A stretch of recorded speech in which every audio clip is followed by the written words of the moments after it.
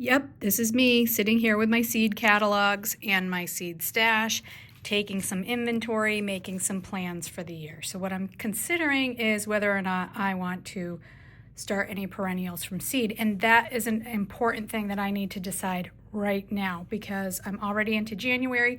And actually, perennials, and a lot of people don't think of this, they need to be started a lot earlier than your annuals. So pretty much by the end of February for most of us, you really need to have your perennials started. January is an even better start.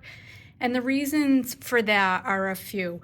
One is the germination time for the seeds themselves can be slow. It can be 3 to 5 weeks just to get seeds to germinate. You also can experience lower germination rates pretty easily.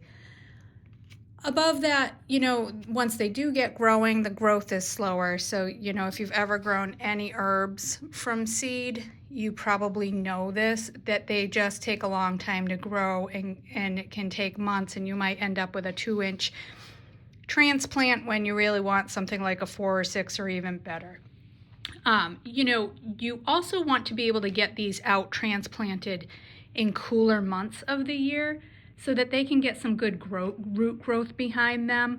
Perennial plants put their root growth on during the cool months, and then in the warm months they switch over to more vegetative growth. So to get some good strong roots, you want these ready to go out early, which means being able to plant them earlier than you would be planting your annuals out.